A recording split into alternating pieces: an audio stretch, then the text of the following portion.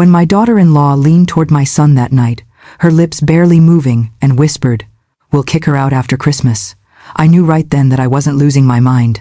For months, I'd been called forgetful, confused, frail. They told me I was imagining things, but in that single whisper, everything made sense. Every dizzy spell, every trembling hand. Every morning I woke up weaker than the night before. I wasn't getting old. I was being erased slowly, carefully, right under my own roof. I sat there at the dinner table, surrounded by glittering lights, fake laughter, and the smell of cinnamon candles. My son, Ethan, smiled like the man I raised, kind, loyal, proud to have a family of his own. Beside him, Jessica, my daughter-in-law, laughed, pouring herself more wine. Her voice was warm, sweet even, the kind of voice that could fool anyone. But I'd learned that kindness can hide cruelty better than any mask. They thought I was too weak to notice the way she measured my medicine, the way she insisted on making my tea every single evening, or how she'd stare just a little too long when I coughed or forgot a word mid-sentence. I pretended not to see. I pretended not to hear. And that night, as the family clinked their glasses and wished each other Merry Christmas, I smiled too, because I already knew that this would be a Christmas none of us would ever forget. Behind those smiles, I was gathering proof. Behind every sip of tea, every kind gesture, I was watching her carefully, quietly. They thought they were getting away with it, my slow decline, my confusion, my helplessness. But I was far more awake than they could ever imagine. I had something they didn't expect: time, patience, and the instincts of a nurse who's seen far too many people hide behind lies. So I waited for the right moment, waited until the truth could speak for itself. They thought I was weak, but that morning, I was just waiting for my cue. If you're watching this video, give it a like, subscribe to the channel, and tell me in the comments where you're watching from. I want to know how far this story reached. Sometimes, people go through heartbreak and betrayal quietly, and your support helps stories like this be heard. Don't just scroll, let me know you're here. My name is Margaret Collins. I'm 68 years old, a retired nurse, and a widow of almost 10 years. Most of my life, I've been the kind of woman who took care of everyone else. My husband, God rest his soul, used to joke that I couldn't sit still unless someone had a fever or a broken heart to mend. I suppose that's true. Caring for people became my purpose. When my hip gave out last spring, I thought it was just another chapter in life's book, one where I'd need to slow down a bit, lean on others for a while. My son, Ethan, was the first to insist I move in with him and his wife, Jessica. He said, "Mom, it's just until you're back on your feet. You'll have your own room, and Jess will make sure you're comfortable." And I believed him. Because Ethan has always been my pride, kind, gentle, the sort of man who still holds doors open and never forgets to call on Sundays. I raised him to be that way. I used to look at him and think, I did one thing right in this world. The first few weeks in their home were comforting. Jessica welcomed me warmly. She set up a cozy guest room on the main floor, so I wouldn't have to climb stairs. She'd knock softly every morning with a tray of oatmeal and fruit. "You need your strength, Mom," she'd say with a smile that seemed genuine enough to make me forget I wasn't in my own home anymore. Evenings were filled with laughter. Ethan would tell stories from work, Jessica would tease him about his terrible singing, and I'd sit there, grateful. I used to think, maybe this is what getting older is supposed to feel like: being cared for, surrounded by family, loved even when you can't do everything for yourself. There were moments, though, tiny ones, that felt off. At first, I brushed them away. After all, I didn't want to seem ungrateful. But they stuck with me like little shadows in the corners of an otherwise bright room. It began with my medication.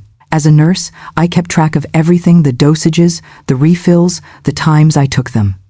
One morning, I noticed my pill box had been rearranged. When I asked Jessica about it, she laughed gently. "Oh, I just wanted to organize it better for you, Mom. You mixed up a few days." I hadn't mixed up anything, but her tone was soft, almost motherly, and I remember feeling embarrassed for questioning her. A few days later, I found my wallet sitting in a different drawer. Jessica told me she'd moved it for safety. She said she didn't want me misplacing things. It was said kindly, but the way she patted my hand after made me feel smaller, as if I were no longer trusted with my own belongings. One afternoon, while Ethan was at work, I went to grab a cup of tea. The sugar container was gone. The cabinet I always used was locked.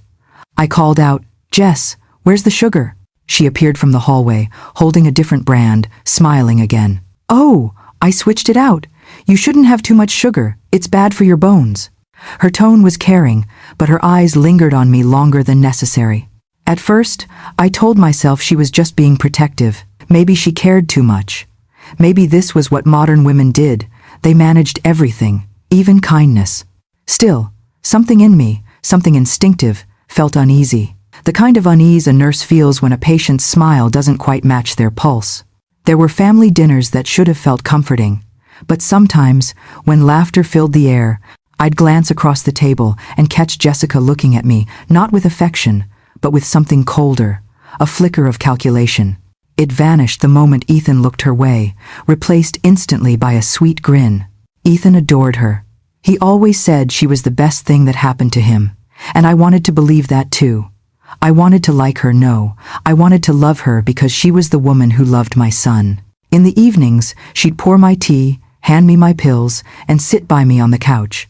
She'd tell me stories about her job, about her friends, about the stress of taking care of a home. I'd listen, nodding, even when my eyelids felt heavy. I used to think it was just the pain medication making me drowsy. Some nights, after she went to bed, I'd sit quietly in my room, staring at the photos on the dresser, my husband's smile, Ethan's kindergarten picture, the three of us on the beach years ago. Back then, family felt unbreakable. But here, in this new home, I sometimes felt like an extra piece that didn't quite fit in the puzzle anymore. Jessica began managing everything, the groceries, the bills, the cleaning schedule. She even started taking over my doctor appointments.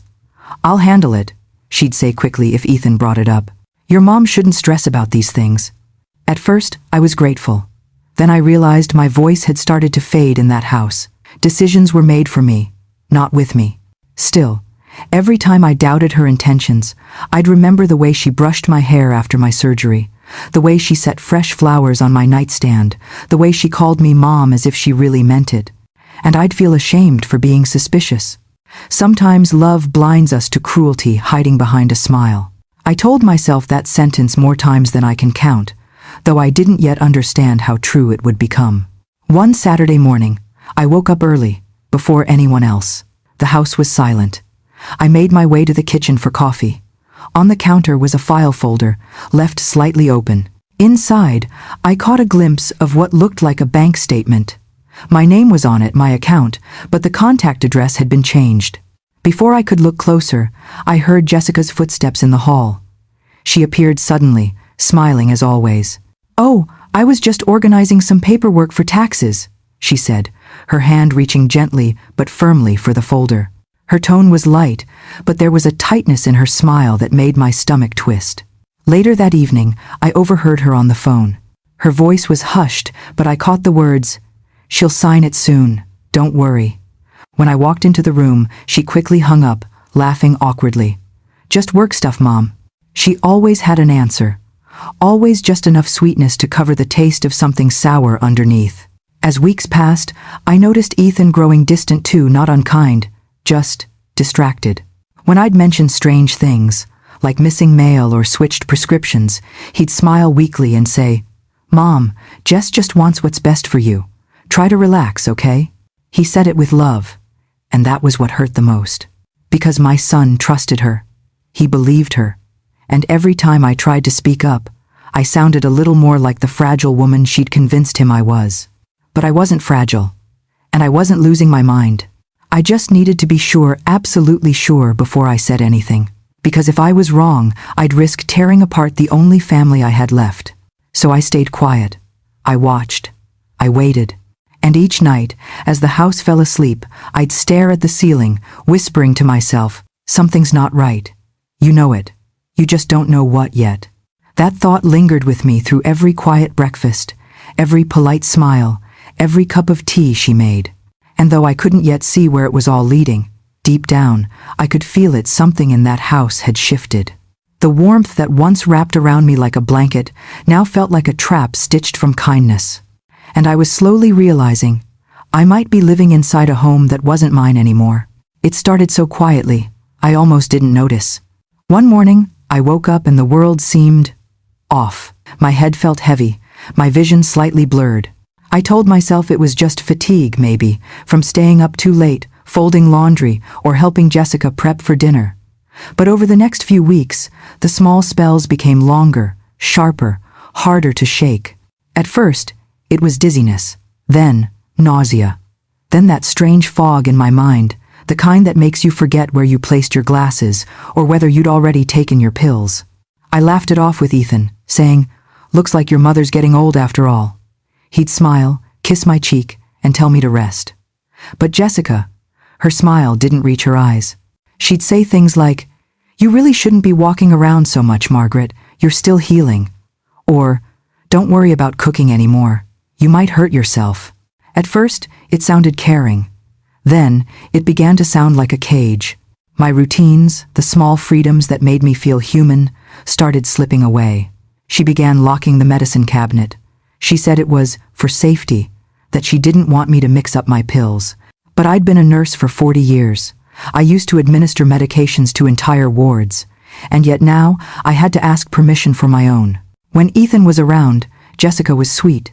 She'd serve me tea, make sure I was comfortable, and insist he thank me for raising such a wonderful son. But when he left for work, her voice would change. Cold, measured. "You should really let me handle your bills now, Margaret. You don't need to worry about that stuff anymore." She moved my checkbook to her office. She started handling my mail. My own life began disappearing one paper at a time. I told myself she was just trying to help. After all, I'd moved into their home after my hip surgery. I was recovering.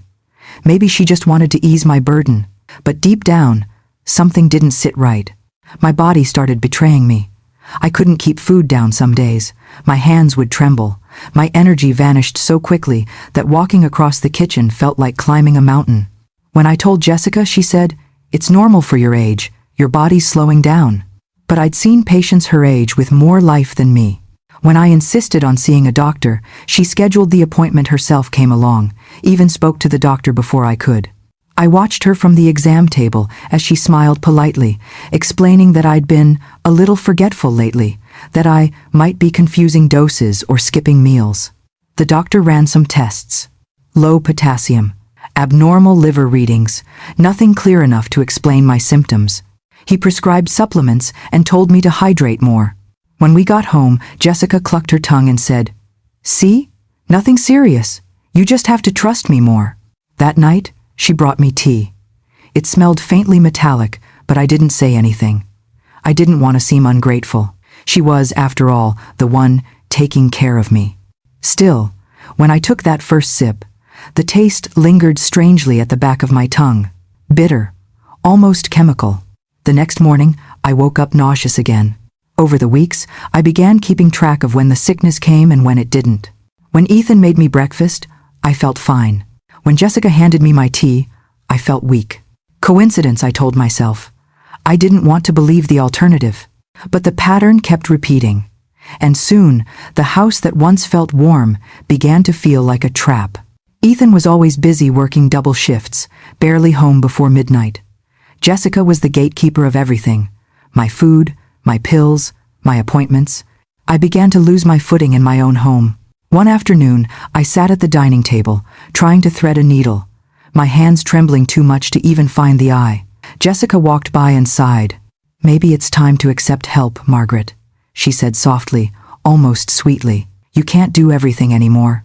Something in her tone, that quiet satisfaction, chilled me. I tried calling an old friend from church to talk, but the phone line was dead. Jessica said there was an issue with the service provider. When I checked again later that night, it was working just fine. Every piece of independence I had was quietly stripped away. And I started doubting myself. Maybe she was right. Maybe I was losing my mind. Then one evening, as I sat in my room, I noticed the cup of tea she'd brought me earlier still on my bedside table. The surface had dried, leaving a faint residue along the rim, a dull, grayish film that caught the light when I turned it. Something in my chest tightened. I picked up the cup, sniffed it. The metallic tang was stronger now, unmistakable. My hands trembled, not from weakness this time, but from fear. I thought back to every dizzy spell, every wave of nausea, Every time she'd smiled and said, "Drink up, it's good for you," I felt my stomach twist. For the first time in months, the fog in my mind began to clear, and in its place came one chilling thought. What if she wasn't helping me heal? What if she was making me sicker? The cup slipped from my fingers, shattering against the floor. The sound echoed through the room, sharp and final. I stared at the pieces scattered before me, heart pounding, as one truth began to take shape, one that I was terrified to believe but could no longer ignore. Jessica wasn't caring for me. She was controlling me. And maybe, just maybe, she was trying to get rid of me altogether.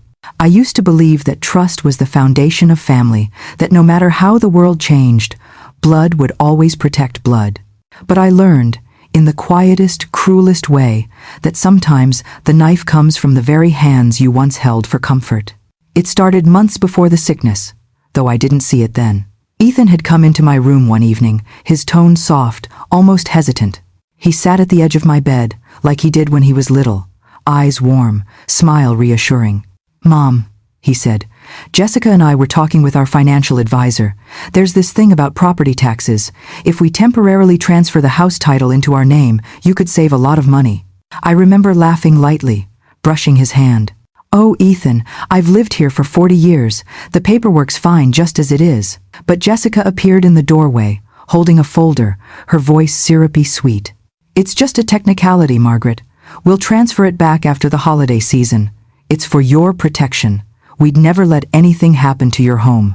She said it with such confidence, such ease, that I felt almost foolish for doubting her. My son had built a good life, a wife, a career, a home full of light. Why would he ever hurt me? When your own blood says, "It's for your protection," you want to believe it. You want to believe you're still safe. So I signed. My hands trembled a bit, but Ethan smiled and kissed my forehead, saying, "You'll thank me later, Mom." I smiled back, because that's what mothers do. They trust their children even when their hearts whisper something different. The next few months blurred together. Jessica took over the bills, the mail, even the grocery lists. She told me she was helping me stay organized. But slowly, the home that once felt like mine began to feel like borrowed space. My pictures disappeared from the living room. My sewing kit was moved to the attic. Even my favorite armchair was pushed aside to make room for new furniture. I wasn't angry at first, just confused. I told myself they were modernizing, making the house their own. But then, one afternoon, I overheard Jessica talking to a neighbor on the porch. Her voice was low, but not low enough. "She's not doing well," she said, feigning concern. "Some days she forgets her own name. Poor thing's losing her mind. We're just trying to keep her safe." I froze behind the curtain. "Losing my mind?" The neighbor made sympathetic noises, and Jessica sighed dramatically. "It's so hard. Ethan and I barely sleep worrying about her. But we'll figure out what to do after Christmas." After Christmas. Those words echoed inside me, heavy and hollow. That night, I watched them at dinner. They laughed, clinking glasses, talking about a trip to Colorado in the spring. Ethan squeezed her hand and said, "We'll take care of everything after Christmas, I promise." Take care of what? Take care of who? Something deep inside me shifted. It wasn't just fear, it was realization. Pieces of the puzzle I had ignored started to click together. The paperwork, the medications, the locked drawers, the strange taste in my tea. I felt my pulse quicken, but I kept my face calm. I couldn't afford to show them I suspected anything. When Ethan and Jessica went to bed, I sat alone in the dim kitchen, the clock ticking like a heartbeat. My hands trembled as I reached into the drawer where I used to keep my phone, my old phone, the one Jessica had replaced for me months ago, saying it was too slow and outdated. She'd given me a new one she could monitor, control, access. I didn't realize it then, but I do now. I searched through the drawers until I found the old phone, dusty and forgotten.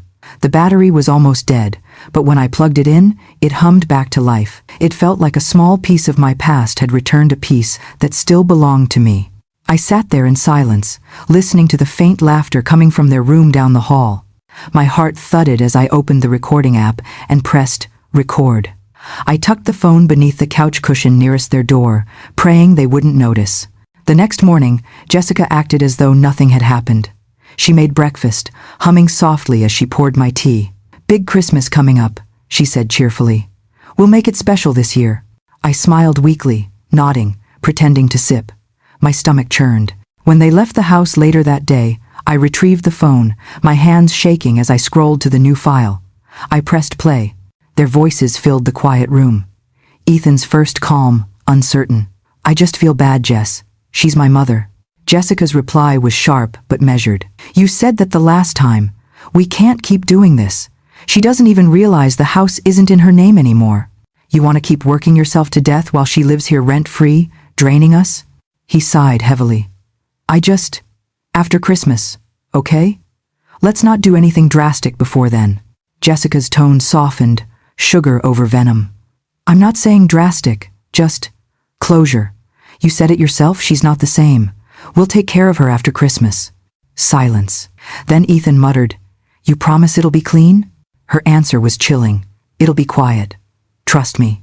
I felt my chest tighten. My breath caught. I played it again once, twice, 3 times, just to make sure I hadn't imagined it. Quiet. Clean. After Christmas. My son, my only child, and the woman he loved were planning something. I didn't know what quiet or clean meant, but my bones told me it wasn't good. I sat there for a long time, staring at the phone, the screen glowing faintly in the dark. My hands were cold, but my mind was clearer than it had been in months. I wasn't going crazy. I wasn't losing my memory. I wasn't confused. I was in danger. And if I wanted to survive, I had to stop being the weak, sick woman they thought I was. Christmas was only a few weeks away. They thought I'd be gone by then, but I wasn't planning on leaving quietly. I didn't sleep that night. The words kept replaying in my mind like a song I couldn't turn off. Quiet. Clean. After Christmas. I lay in bed, staring at the ceiling, the house completely still, and for the first time, I was afraid of my own heartbeat. Every sound seemed louder, the wind brushing against the window, the pipes humming faintly, the slow ticking of the clock that had marked every year I'd spent in that home. I waited until morning, until the light crept through the blinds, painting thin stripes across my quilt. Jessica came into my room like she always did, smiling too wide. "Morning, Margaret," she said, setting a tray on the table beside me. Tea, toast. A small pill organizer, she claimed, was to help keep things simple. I looked at the cup, the steam curling like ghostly fingers. My stomach twisted. I forced a smile and said, "You take such good care of me, Jessica. I don't know what I'd do without you." She laughed softly. "You'd forget your own name without me." Then she winked, teasing but not really. After she left, I stared at the tea for a long time. The smell was faintly metallic again, like pennies soaked in sugar. I knew what I had to do. When she went out to run errands, I locked my bedroom door. My hands shook as I reached into the drawer where she kept my medications. She had labeled everything: blood pressure, pain relief, vitamins, but the bottles weren't the ones my doctor originally prescribed. The colors were slightly different. The pills didn't look right. I took one of each, slipping them into a plastic bag. Then I poured out the rest and replaced them with harmless vitamin capsules I found in my old nursing kit. They looked close enough to pass a quick glance. For days, I pretended to take my medication faithfully, sipping tea she brought, smiling, thanking her for everything she did. But I didn't swallow her pills anymore. I let them dissolve in the napkin tucked beneath my palm, then flushed the residue away when no one was watching. At night, I went through my contacts until I found the name I hadn't dialed in years: Marcia Bennett. We'd worked side by side for 2 decades at St. Joseph's Hospital. She was sharp, discreet, and above all, trustworthy. When she picked up, her voice was still that same steady tone I remembered. "Margaret Collins! My goodness, it's been forever!" I lowered my voice. "Marcia, I need your help, and I need you not to tell anyone." There was silence on the line. Then, softly, "Are you in trouble?" Something isn't right. I think I'm being poisoned." I heard her sharp inhale. "Tell me what's happening." I explained everything: the tea, the pills, the dizziness, the whisper I'd overheard. I didn't mention Jessica's name at first, but Marcia didn't need me to. She'd heard the tremor in my voice. "Send me the pills," she said firmly. "I'll run tests at the lab. Express mail them to my office, and for heaven's sake, don't take anything else she gives you." I thanked her, sealing the small bag in an envelope that afternoon and walking it down to the mailbox myself. My hip throbbed, my body weak, but my mind was sharper than it had been in months. I wasn't just surviving now. I was investigating. Days passed slowly. Jessica was more cheerful than ever, humming around the kitchen, insisting I rest. She must have thought her plan was working. I played along, letting my eyes droop at the dinner table, stumbling slightly when I walked. "Oh dear," she'd say with mock concern, glancing at Ethan. "She's getting worse." Ethan looked pained but uncertain. "Maybe after the holidays we should talk about getting her more help," he'd say. Jessica would smile that sweet, rehearsed smile. "We'll call the nursing home on January 2nd. They have space by then."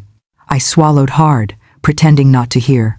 Each day I grew better at acting slurring words, forgetting simple things, staring blankly as if my mind were fogged. I saw pity in Ethan's eyes, satisfaction in Jessica's. It made me sick to my stomach, but I held it together. Because every minute I fooled them was another minute closer to the truth.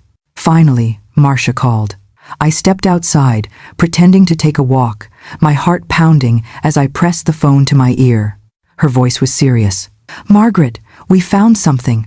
I don't want to scare you, but there are traces of ethylene glycol in the pills. It's antifreeze." For a moment, I couldn't breathe.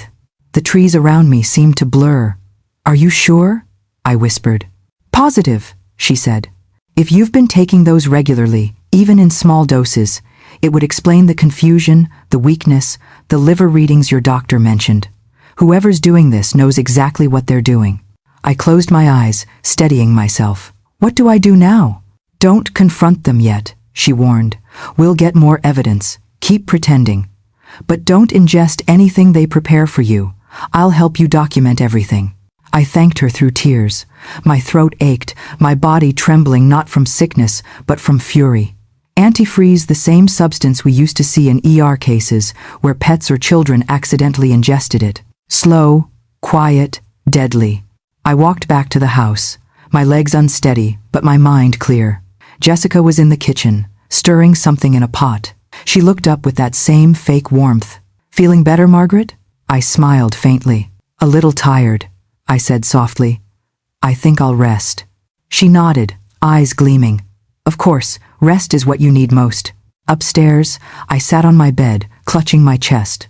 The woman I'd welcomed into my home, fed at my table, trusted with my son's happiness, she'd been poisoning me for over a year. And the man I raised hadn't even noticed. The ache that filled me wasn't just fear, it was grief. Grief for the boy who used to run into my arms after baseball practice. Grief for the family dinners that used to mean something. Grief for the home I'd built, now a stage for deception. But somewhere beneath the pain, something harder began to form. A quiet, cold determination. If Jessica thought she could destroy me quietly, she was about to learn just how loud the truth could be. From that day forward, every word I spoke, every gesture I made, was part of the act. I shuffled slower, muttered nonsense, forgot names. I made her believe she had already won. And as she smiled smugly across the dinner table, I smiled too, because I knew something she didn't. The game had changed. I wasn't her victim anymore. I was her witness. And soon, she'd be the one explaining herself not to me, but to the people who would listen. All I had to do was wait for Christmas morning. It was a Thursday morning when I decided to move from surviving to fighting. The air outside was sharp with winter, a frost glistening on the lawn like shards of glass. Inside, the house was warm but cold in another way, every smile rehearsed, every word calculated. Jessica hummed Silent Night as she prepared my tea, the irony almost making me laugh. I took the cup with shaking hands, pretending my weakness. "Thank you, dear," I murmured, setting it beside me on the nightstand without drinking.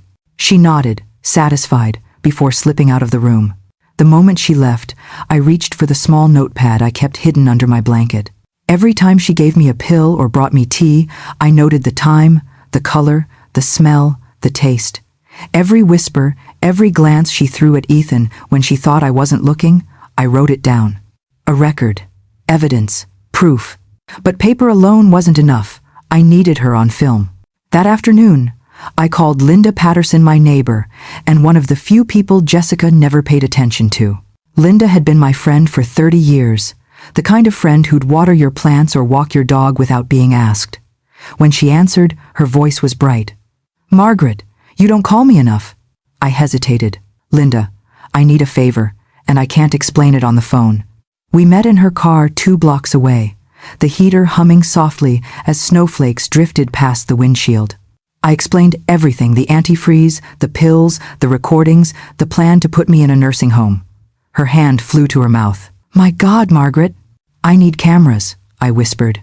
Small ones, hidden, under the guise of security for Christmas packages. She won't suspect anything. She's too focused on me. Linda didn't hesitate. I'll order them tonight. My grandson installs these for a living. We'll have them up before the weekend. True to her word, 2 days later she arrived with small, sleek devices disguised as motion sensors and phone chargers. Together, when Jessica took Ethan out shopping for gifts, Linda and I moved through the house like ghosts, placing the cameras strategically, one in the kitchen near the tea station, one in the hallway by the medicine cabinet, one in the living room angled toward the couch where I usually Saturday.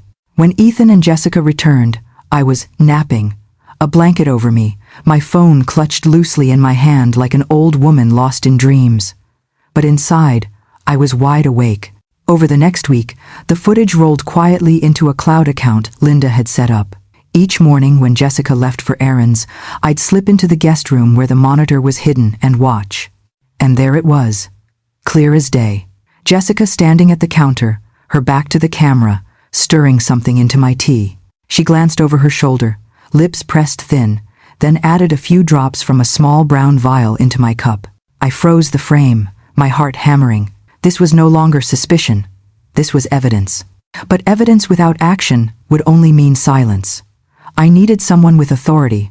I took a cab to the police station, leaning heavily on my cane, the cold air biting my cheeks. Inside, the fluorescent lights buzzed overhead. I asked to speak to a detective and waited on a hard plastic chair until a tall man in a navy sweater stepped out. I'm Officer Daniels, he said. How can I help you? I met his eyes, summoning every ounce of composure I had left. I believe my daughter-in-law is poisoning me, I said quietly. And I have proof. He didn't dismiss me. He didn't even blink. Come into my office. I handed him the envelope containing Marcia's toxicology report, a USB drive with the audio recordings, and a slip of paper with links to the hidden camera footage. He flipped through them, his expression tightening. Ethylene glycol, he murmured. How long has this been going on? 18 months, I whispered. She's been planning to put me in a nursing home after Christmas. My house is in their name now. She thinks I'll die quietly. He nodded slowly. Mrs. Collins, I'm going to be very honest with you. This is serious. We can act on this, but you need to let us set it up properly. What do you mean? He leaned forward. We'll need her caught in the act, not just preparing the tea, but delivering it to you while it's poisoned. We'll also need a witness to confirm it's the same substance from the lab. My hands gripped the edge of the chair. I've already switched my pills. I haven't taken anything she's given me in weeks. That's good, he said firmly. Now keep pretending. Keep acting weak. Make her think her plan is working. On Christmas morning, we'll have officers in plain clothes stationed nearby. If she attempts to give you anything harmful, we'll intervene immediately. We'll also record everything from our end. I nodded slowly, feeling the weight of it settle over me. Christmas morning, he softened slightly. Mrs. Collins, you're brave. Most people wouldn't have the presence of mind to gather this much evidence. I didn't feel brave. I felt cold and hollow, but burning at the center with something unshakable. I'm not brave, Officer Daniels, I said quietly. I'm just a mother who refuses to be erased. He handed me his card. Call me if anything changes, otherwise stick to the plan. We'll be there. When I left the station, the winter sun was setting, painting the sky a bruised purple. I walked slowly to the cab, my cane tapping against the pavement. For the first time in months, the weight on my chest eased slightly. I wasn't alone anymore. Back at the house, Jessica was already setting the table for dinner. You're out late, she said cheerfully. I hope you didn't overdo it. I smiled faintly, lowering myself into a chair. Just a little fresh air, I said softly. Clears the head. She placed my tea in front of me, eyes glittering. Here you go, just how you like it. I wrapped my hands around the cup, feeling its warmth seep into my palms. Inside, my heart was steady now. Every sip, every smile, every glance between them. It was all part of a performance. Christmas morning was coming. And when it did, the curtain would finally rise. I remember how the house smelled that night. Cinnamon candles burned on the mantel, and the turkey Jessica had baked filled the kitchen with a richness that almost fooled me into forgetting. Almost. Outside, the yard glimmered under a thin sheet of frost, Christmas lights blinking like tiny hearts beating on the porch rails. Inside, the tree glowed with soft golden lights, and laughter floated around the table. It would have been perfect if not for what I knew. Jessica moved through the room like a hostess from a magazine spread, her smile wide and bright, her hand resting on Ethan's shoulder as if to say, "We built this life. We're in control." She carved slices of ham, passed the mashed potatoes, poured more wine into Ethan's glass, and then turned to refill mine. My hand trembled slightly when I held it out, but the tremble wasn't from weakness anymore, it was performance. I lowered my eyes, letting my face settle into an expression of dull confusion, the kind of look Jessica had grown used to. She took it as proof that her plan was working. I let her. I blinked slowly, like a woman too tired to keep up with the conversation, and murmured thank you when she served me food. Under the table, my phone recorded every sound, every movement, the little hidden microphone picking up the scrape of utensils and the clink of glasses. Ethan leaned close to Jessica when he thought I wasn't looking. His voice was low, but not low enough. "Tomorrow," he whispered. "We'll tell her it's time. She can't stay here anymore." Jessica's reply was a whisper of silk sliding over a blade. "Tomorrow, nursing home. I'll handle it." I closed my eyes and let their words echo in my head. Not rage, not panic, just cold clarity. They believed they had already won. They believed this night would be the last one they'd spend under the same roof as me. But they didn't know I'd already placed my queen on the board and was waiting for my checkmate. As we ate, Jessica laughed too loudly at small jokes. She brushed invisible crumbs from the tablecloth and kept glancing at me, her eyes glinting with a satisfaction that told me she thought she'd finally broken me.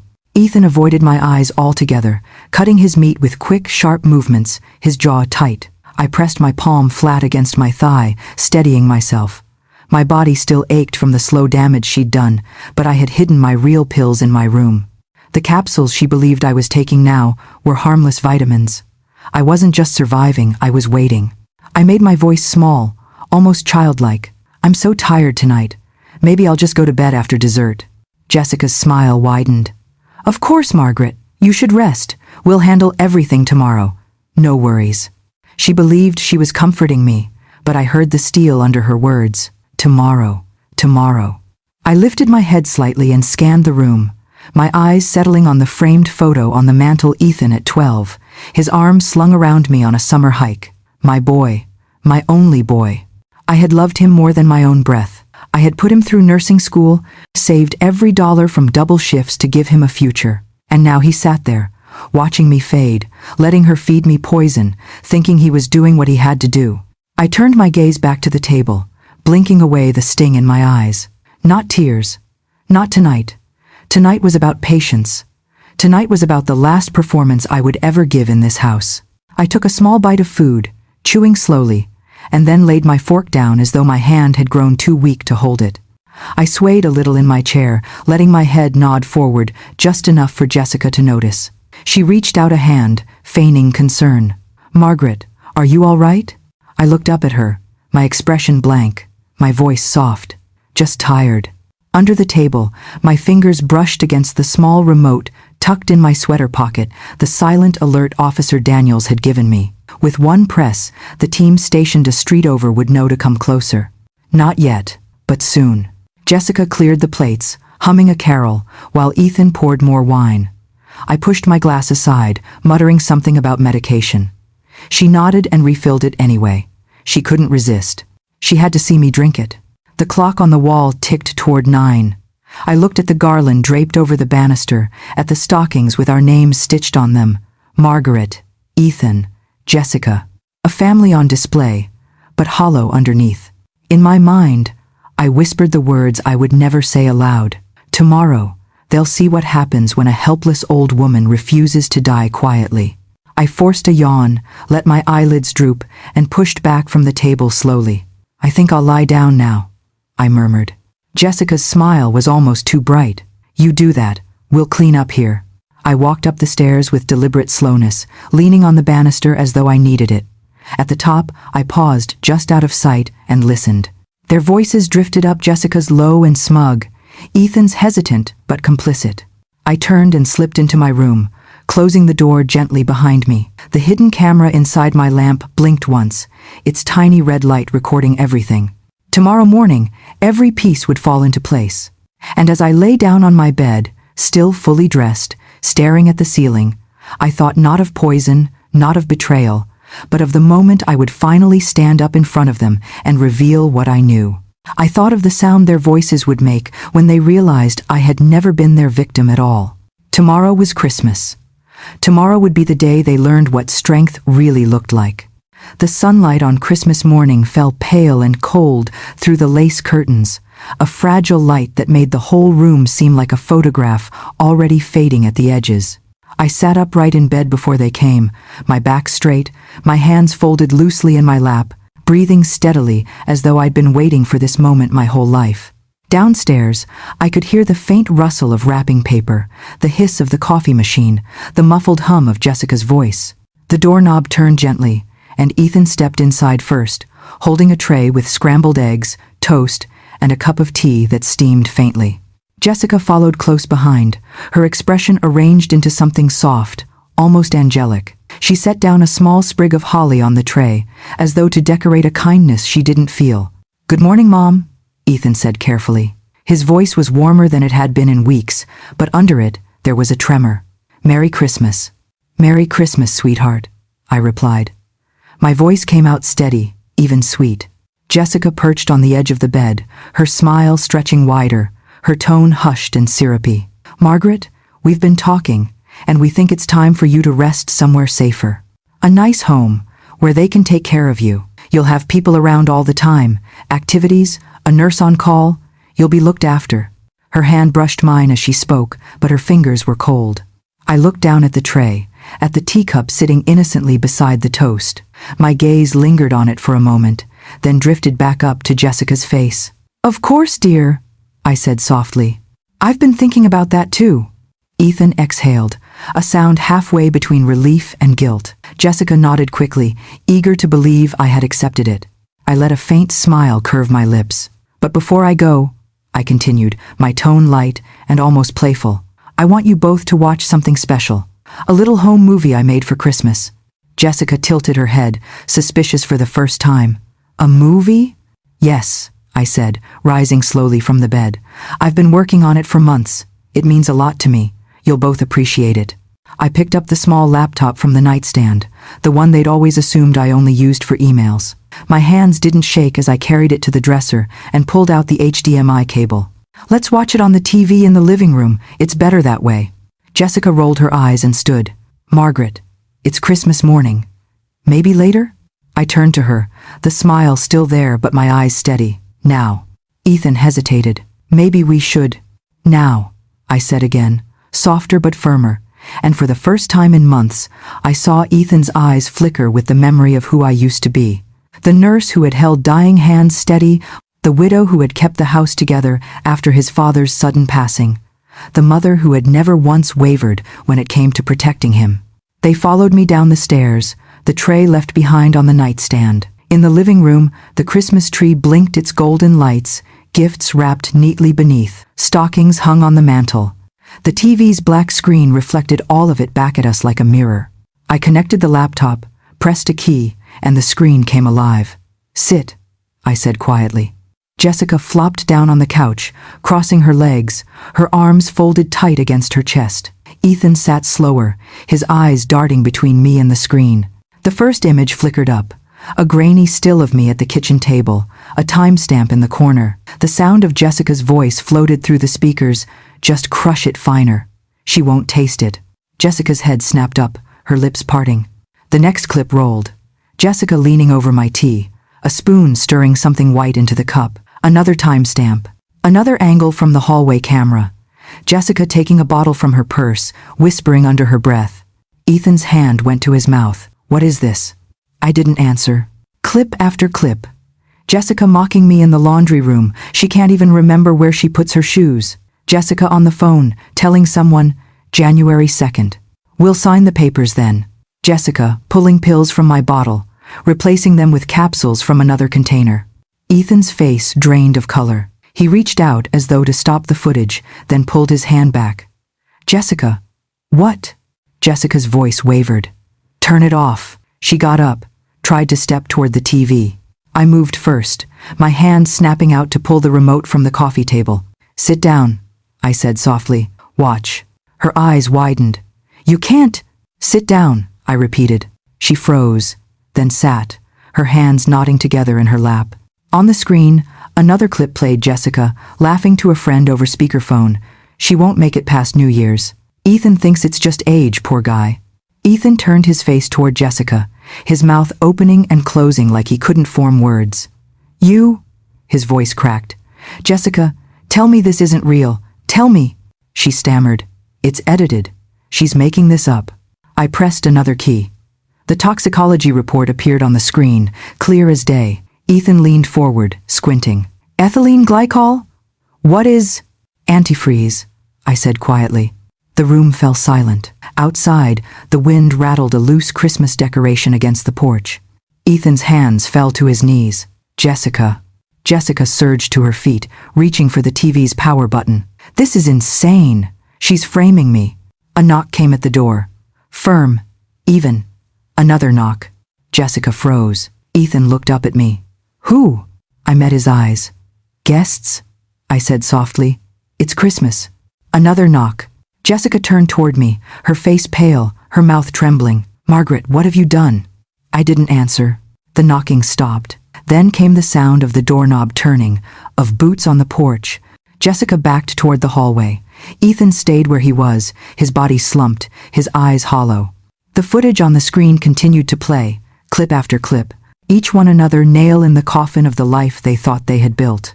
And I stood there, still, my hands folded loosely in front of me, watching them both as the moment I had waited for finally arrived.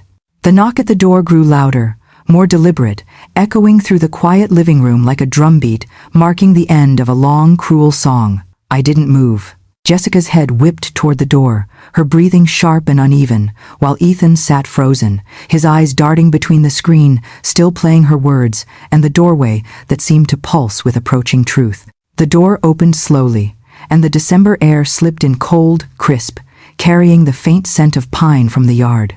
2 uniformed officers stepped inside, followed by Detective Daniels. He removed his cap, his tone calm but firm. Mrs. Collins, he said, his gaze steady on me. We have your lab results and the video evidence you provided. You did the right thing by calling us. Jessica took a step back. Her voice cracked, high and desperate. Wait, this is all a mistake. She's confused. You don't understand. She's been ill. She's not in her right mind. Daniels turned toward her, his expression unreadable. Ma'am, we've reviewed the footage. The toxicology results confirm consistent traces of ethylene glycol in Mrs. Collins' system. You'll need to come with us. Her hands shot out in protest. No, you don't get it. She wanted this. She's making it up to get sympathy. Jessica. My voice cut through hers like a thread snapping. She stopped, her mouth still open. I lifted my teacup from the table, the same one I'd refused to drink from that morning. My hand was steady. Merry Christmas, sweetheart, I said quietly. I told you this would be a morning to remember. Ethan's voice broke. Mom, I didn't know. I swear I didn't know. I turned my head slowly toward him. His face looked different now, stripped of certainty, of pride. Just a boy again, caught between love and horror. I know, Ethan, I said gently. You didn't want to see it. None of us ever do. Jessica lunged toward him, grabbing his sleeve. Ethan, you can't believe this. She's lying. She's always been jealous of us. He tore his arm free, his voice trembling. Stop. Just stop. I heard your voice on that recording. I saw you stirring that cup. You've been poisoning my mother. My mother. She shook her head violently, tears streaking her face. I did it for us. She was going to ruin everything. The house, the money, it was supposed to be ours. You said she'd be better off in a home. Ethan staggered back as though she had struck him. I said she needed help. Not God. Not this. Daniel stepped forward, holding out a pair of handcuffs. Ma'am, please turn around. Jessica's sobs turned to sharp gasps. No, no, no, you don't understand. Daniel's tone didn't change. We understand enough. She looked at me then, eyes wild, desperate. You can't do this to me, Margaret. You're ruining my life. I held her gaze.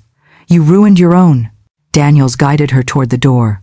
Her cries echoed off the walls, her voice splintering as she pleaded with Ethan, with anyone who would listen.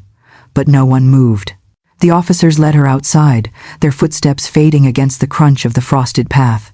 The front door closed with a soft click that seemed to swallow all the sound in the house. For a long moment, the only noise was the faint hum of the Christmas lights. Ethan sank onto the couch, his hands covering his face. I could see the tremor in his shoulders. When he finally looked up, his eyes were red. Mom, how long? 18 months, I said quietly. I didn't know at first. I thought it was just age. But when I started tasting metal in my tea, I knew something was wrong. I didn't want to believe it. Not about her. Not about you. He swallowed hard. I should have seen it. The paperwork, the pills, the things she said about you. You trusted her, I said, setting the cup down. That's what love does. It makes us trust the wrong people for the right reasons. He nodded slowly, his face hollow. What happens now? I looked at the TV screen still frozen on Jessica's last recorded words. Now, I said softly, truth has to do what it always does, clean up the mess lies leave behind. Daniels reappeared briefly in the doorway, his expression respectful. We'll take it from here, Mrs. Collins. The evidence will hold. I nodded once. Thank you, Detective. He hesitated. You did something most people wouldn't have had the strength for. You stayed quiet when every instinct must have told you to scream. That takes courage. I met his gaze. It wasn't courage, I said. It was survival. When he left, the silence settled deeper. I walked to the window and looked out at the patrol cars' flashing lights painting red and blue across the snow. Jessica sat in the back seat, her face turned away. The wind lifted the edge of her hair, and for a second, I could almost see the woman I thought she was: kind, patient, family. But that image vanished as the car rolled forward and disappeared down the street. I turned back to Ethan, who was still sitting in the same spot, staring at the floor. You'll need time, I said gently. To understand, to forgive yourself. He shook his head slowly. I don't think I ever will. Then start with forgiving me, I said softly. He looked up, confused. For what? For pretending I didn't notice sooner, I said. For letting you believe everything was fine when I was dying in your home. His mouth trembled. Mom. I raised a hand. No, Ethan, don't say anything. Just promise me this. Never ignore the quiet things, the pauses, the moments when someone's words don't match their eyes. Those are the cracks where truth hides. He nodded weakly. I glanced toward the tree, still blinking its steady golden rhythm. You should eat something, I murmured. It's Christmas. But he didn't move. And neither did I. The house felt heavier now, as if it were finally breathing again after holding its breath for too long. I sat down across from him, the weight of everything settling around us, the laughter that had been fake, the meals that had been poisoned, the love that had been manipulated.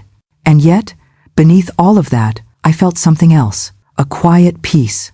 Not joy, not triumph, just the stillness that comes when the storm has passed and what's left standing finally knows it survived. I reached for the remote and turned off the television. The screen went black, reflecting only the faint glow of the Christmas lights. Tomorrow, I whispered to no one in particular, I'll start over. Outside, the police car's lights disappeared into the distance. Inside, the clock on the mantel ticked steadily toward noon. For the first time in a long time, the air in my house felt clean. The days that followed felt like living in someone else's story. My house, once filled with laughter and soft Sunday mornings, had become a place of silence and legal paperwork. The air was thick with the echoes of what had been said, what had been done, and what could never be undone. The police came and went for days, gathering evidence, labeling every cup, every bottle, every piece of the life I had shared with my son and the woman who nearly ended me. When they sealed the house as a legal hold, I packed a small suitcase. Just clothes, my journal, and a framed photograph of Ethan when he was 5 smiling in the yard, holding the first snowball he ever made. I left behind the heavy things, the furniture, the rugs, the scent of poisoned tea that still lingered no matter how wide I opened the windows. Linda opened her home to me without hesitation. She had been my lifeline through it all, my quiet ally, the one who believed me before the proof existed. Her guest room overlooked a park, and every morning I'd watch strangers walk their dogs, laughing, drinking coffee, living without fear. It was strange how normalcy could look so distant when your world had cracked open. The toxicology report arrived a week later, thick with terms I already understood too well. Ethylene glycol, chronic exposure, confirmed presence in bloodstream. Reading it didn't shock me, it only settled what I already knew deep in my bones. The recordings, the lab results, the witness statements, they all became the foundation of a case I had never wanted but was forced to build. The news spread quietly through the neighborhood. People who once smiled and waved now looked at me differently, not with pity, but with something that felt like awe. Some avoided me entirely, unsure of what to say. Others came by with casseroles and the same question wrapped in different words. How could someone so close do such a thing? I never had an answer that made sense. Evil rarely announces itself with a scowl. It wears kindness, like perfume. The weeks turned into months, and soon the case went to trial. I remember sitting in the courtroom, the hum of whispers all around, the air cold enough to sting my lungs. Jessica sat at the defense table, her hair pulled back neatly, her eyes dull and defiant. She looked smaller somehow, not the confident woman who used to run my household like a business. Just another person trying to convince the world that truth was a misunderstanding. The prosecutor played the footage for the jury, the same footage I'd shown on Christmas morning, each frame cut deeper than the last. The sound of her voice saying, "She won't make it past New Year's," still turned my stomach. I didn't look away. I owed myself that much. Ethan was there, sitting behind me. I could feel his presence before I saw him, the way the air shifted, how his breathing hitched when they mentioned my name. We hadn't spoken much since that day. He sent letters, called a few times, but I needed space. He had been blind, but I had to admit I had let him stay blind. Protecting him had been my mistake too. When the verdict was read, the courtroom seemed to freeze. Guilty on all counts. Attempted murder, fraud, and financial coercion. Jessica didn't flinch. She just stared straight ahead, her jaw tight, her fingers twisting the hem of her blazer. The sentence came soon after. 25 years, no parole for the first 15. As they led her away, she turned once, just once, and looked at me. There was no anger there, no apology, only emptiness. The kind that comes when a person realizes their mask has been peeled away for good. I didn't cry, not then. I just sat still, my palms flat against my knees, feeling the weight of justice heavy, imperfect, but real. After the trial, I walked out of the courthouse into a cold spring morning. Reporters waited by the steps, their cameras blinking like restless eyes. One of them called out, "Mrs. Collins, do you have anything to say?" I paused, then said softly, "When you lose faith in the people you love, you have two choices, drown in it or learn to swim again. I'm still learning." And then I walked away. Ethan caught up with me in the parking lot. He looked older, thinner, as if the months had carved guilt into his face. "Mom," he said quietly, "I'm so sorry." I looked at him, searching his eyes for the boy I used to know. "I know," I said. "You should be." He nodded, his eyes glistening. "I should have seen it. I should have protected you." I exhaled slowly. You can't change what you didn't understand. We both trusted her.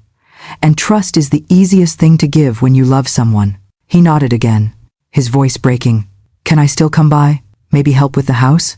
"The house isn't mine right now," I said softly. "It's under review. But when it's back, and the panic," I hesitated. "We'll see."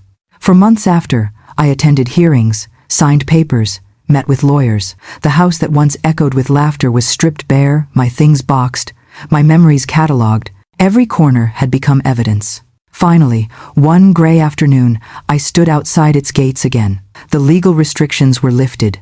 The deed restored to my name. A small white sign leaned on the front lawn, SOLD. I had made the choice weeks before. I couldn't live there again. Some walls remember too much. Some rooms carry whispers you can't paint over. The new owners would arrive in a month. A young couple with a toddler full of life, full of hope.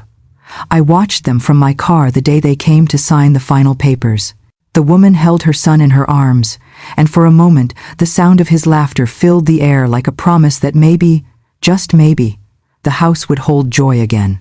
I drove away without looking back. I moved into a smaller place, a quiet apartment near the water. Simple, clean, nothing like the grand house I had once called home. I bought new furniture, new dishes, even a new teacup. And every morning, I brewed my tea myself, watching the sunlight spill across the counter. People asked if I missed my old life.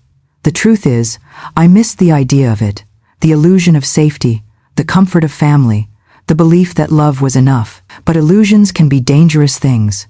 One evening, Ethan visited. He stood at the doorway, hesitant, holding a small box. Inside, it was the same framed photograph I'd left behind him as a boy, smiling with snow on his mittens. "Thought you might want this back," he said softly. I took it, my fingers brushing his. "I never lost it," I replied, "just forgot how to look at it without pain." We sat for a while, sipping tea in silence. No grand apologies, no promises, just two people relearning how to exist in the same space again. The distance was still there, but so was something fragile astart. That night, after he left, I stood by the window, watching the city lights ripple across the water. I thought of everything I had lost: my trust, my health, the family I thought I had, and everything I had regained: my dignity, my clarity, my voice. It's strange how survival doesn't feel triumphant at first. It feels quiet, like breathing after holding your breath too long. Sometimes, when I pass by houses with glowing Christmas lights, I pause. I listen. The laughter, the music, the clinking of glasses, all of it so familiar, yet so far away. And I remind myself, appearances are never the full story. I learned that the hard way. But I also learned this, even in betrayal, there's a kind of rebirth. When people try to destroy you, and you survive, you come back with a strength they'll never understand. I may have lost faith in people I loved, but I gained something far more lasting. I gained myself. And as I turned off the lights that night, the room bathed in soft moonlight, I whispered quietly into the dark, "Merry Christmas." Not because it was the season, but because it marked the day I stopped being a victim and became my own salvation. I never thought I'd end up by the sea. But life, in all its strange poetry, has a way of bringing you exactly where you need to be when the noise finally dies down. The first morning I woke up in my new home, I heard nothing but the hush of waves kissing the shore and the faint cry of gulls drifting over the fog. There was no echo of shouting voices, no clatter of silverware at a table filled with deceit, no whispers of poisoned love, just calm, just me. The house itself was small, nothing grand, nothing that would catch anyone's attention from the road. Pale blue shutters, white trim, and a wraparound porch that looked out over the Atlantic. The realtor had called it modest charm. I called it freedom. Every plank of that wooden porch smelled of salt and new beginnings. I remember walking through each empty room with a slow kind of reverence, as though I were meeting myself again for the first time. I traced my fingers along the windowsills, opened the curtains wide, and let the sunlight flood in like forgiveness. There were no ghosts here, no hidden cameras, no pills left in pretty bowls by deceitful hands. Just air, clean and honest. I bought secondhand furniture, not because I couldn't afford better, but because I wanted pieces with a past, pieces that had survived things and still stood beautiful. Every scratch, every faded edge felt like a story whispering, I made it through too. Days passed quietly. I began walking every morning along the shoreline, the cold sand biting gently at my ankles, the wind tugging at my scarf. The sea became my confessional, my friend. I would talk to it sometimes out loud, as though it were listening about the years I had lost, the pain I had swallowed, the way forgiveness still tasted like metal in my mouth. The waves never answered, but somehow, they always seemed to understand. One afternoon, while shopping at the small-town market, I overheard two women discussing a local shelter for elderly women. They spoke in hushed tones, mentioning stories of neglect, abandonment, and quiet cruelty that sounded too familiar. I walked home that evening with a heaviness in my chest, not of sorrow, but of recognition. A week later, I visited the shelter. It was a weathered brick building with ivy crawling up the sides and a faded sign that read, Harbor Haven, a safe place for women. Inside, I found faces that mirrored mine, lines of endurance etched deep, eyes that had seen too much, and hands that still trembled when offered kindness. I spoke to the director, a woman named Clara, who greeted me with warmth that felt almost like sunlight. When I told her my story, she didn't flinch. She just nodded slowly and said, "Then you understand why we do this." I began volunteering twice a week, sometimes more. At first, I simply listened. The women would sit across from me, clutching their cups of tea, telling me how their children had turned away, how trust had become their enemy. Their pain was raw, unpolished, the kind that doesn't seek pity, only acknowledgement. Listening to them, I realized something I hadn't before. My story wasn't an ending. It was a bridge. Every word I had once spoken in fear now became a balm for someone else's wounds. I started a small support group we called the Silver Circle. Every Thursday afternoon, a few of us would gather by the window overlooking the sea, sharing stories, tears, and sometimes laughter. The laughter was the best part, hesitant at first, like fragile music finding its rhythm again. One woman, Agnes, once said, "I thought my life was over the moment they locked me away in that home. But you make me believe it's possible to live again." I smiled and told her, "It's not just possible, it's necessary." As months went by, I found joy in small rituals, baking bread for the shelter's kitchen, planting marigolds outside the entrance, reading aloud to women who couldn't see well anymore. There was something sacred in these simple acts, a quiet rebellion against everything that had tried to break us. I bought a small sailboat, an old one with chipped paint and a name faded by time's serenity. I didn't know how to sail, not properly, but I learned. Every Saturday morning, I'd take her out just far enough to feel the world fall away. The sea reminded me that control was an illusion, that sometimes peace comes from letting go and trusting the wind. Ethan visited one summer afternoon. He drove all the way from New Hampshire, unannounced, carrying a basket of pastries and that same shy guilt that never quite left his face. When I saw him standing by the gate, my heart didn't ache the way it once did. It just softened. We walked along the beach, not saying much at first. Then he said quietly, "Mom, I see your name in the papers sometimes, about your volunteer work, you're helping people. I'm proud of you." His voice cracked on the last word. I placed a hand on his arm. "Pride is a good start," I said gently, "but forgiveness, that's where healing begins." He nodded, his eyes wet. "I'm trying. Every day." I smiled faintly. "Then that's enough." We stood there in silence, watching the tide roll in, washing away footprints as if reminding us that even the deepest marks fade with time.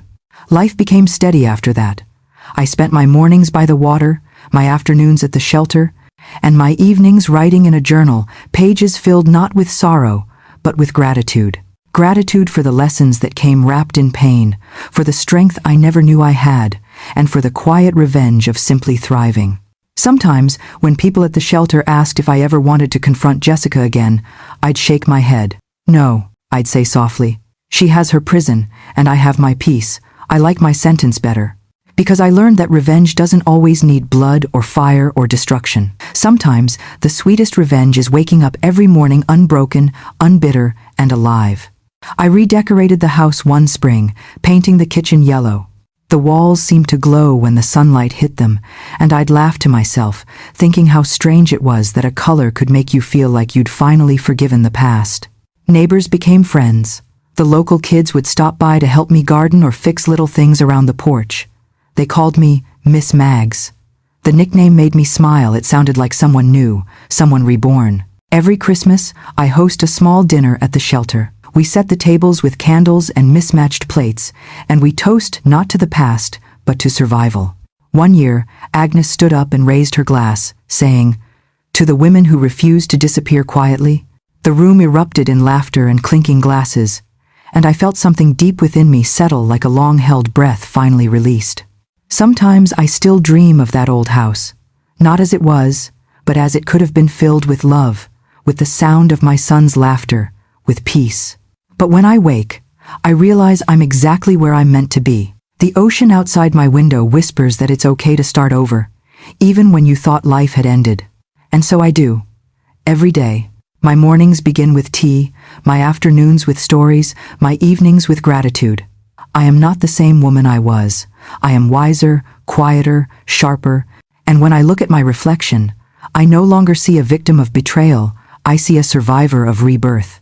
Because in the end, revenge doesn't always come in flames or fury.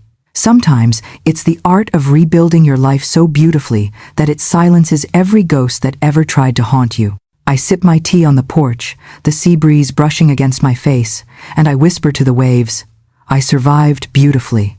And the waves, in their endless rhythm, seem to whisper back, yes, you did. They thought I was too old to fight back, too fragile, too tired. But I've learned that age doesn't make you weak, it just makes you quieter, and in that quiet, you begin to see everything more clearly. They underestimated me because I didn't shout, because I didn't slam doors or throw things. But wisdom doesn't fade with time. It sharpens when tested. It becomes a weapon all its own. I've spent many nights on this porch, watching the ocean stretch endlessly before me. The air tastes of salt and second chances. The world feels softer now, not because it changed, but because I finally stopped letting it bruise me. There was a time when betrayal was the only language I knew, when love turned into something poisonous and familiar. But now, the silence that once felt suffocating has become my peace. I forgave my son. It didn't happen overnight, and it wasn't easy. Forgiveness isn't a doorway you walk through once, it's a long hallway. You have to keep walking, even when it hurts. I don't forget what happened. I can't. But forgiveness doesn't mean erasing the past. It means freeing yourself from living inside it. Ethan still calls every Sunday. Sometimes we talk about the weather, sometimes about nothing at all. But even in those simple conversations, I can feel the effort in his voice, the way he's trying to mend something that should never have been broken. Jessica, her name no longer burns in my mouth the way it once did. I read once that resentment is like holding a hot coal, waiting for the other person to burn. I've let it go. She's serving her time both in prison and in her own heart. I don't wish her harm. The truth is, I don't wish her anything. She's just a shadow I've stepped out of. There are moments, though, when I catch myself wondering, when did kindness start feeling like weakness to people? When did love become a tool to control instead of heal? But then, I remember the women at the shelter, the laughter that now echoes in those rooms that were once filled with silence. I see strength every day in faces that were told they were powerless. And I know that as long as women like us exist, the world still has a chance to be better. They say justice is blind, but I think it's just patient. It waits, it listens. It collects every tear, every sleepless night, every bruise, and then when the time is right, it shows up quietly, without warning. It doesn't need to be loud to be real. Sometimes justice is a signature on a deed returned to your name. Sometimes it's the sound of waves instead of whispers. Sometimes it's simply the peace of knowing you survived what was meant to destroy you. I think about that Christmas morning, often not with pain, but with clarity. The tree glowed, the lights flickered, the house was filled with the scent of cinnamon and lies. And there I was, sitting quietly, pretending to be small while holding all the power in the room. I remember the look on Jessica's face when she saw her own betrayal playing out on that screen. The shock, the fear, the unraveling of her performance. That moment wasn't about revenge, it was revelation. It was truth reclaiming its place. I've come to understand that power doesn't always roar. Sometimes it whispers. It waits. It watches. It lets others think they've won until it decides to rise steady, unbroken, and unstoppable. That's what survival looks like. Not fury, not revenge in flames. Just a woman standing tall again after being pushed to the edge. There's a certain beauty in endings that aren't perfect. Life doesn't tie everything up neatly. It leaves threads hanging, questions unanswered. But maybe that's what keeps us moving forward. Maybe that's where strength is born, in the choice to keep living, even when the story could have ended in bitterness. Tonight, snow is falling outside my window. The flakes catch the glow of the porch light, drifting down like tiny fragments of forgiveness. I sit by the fire, my hands wrapped around a cup of tea, not poisoned, not doctored, just warm and honest. I take a slow sip and close my eyes. The house hums softly around me, alive with peace. For the first time in a long while, I feel complete. Not because everything was made right, but because I made myself right again. I took what was meant to end me and turned it into something sacred. I built a life from the ashes of betrayal, and it's more beautiful than I ever imagined.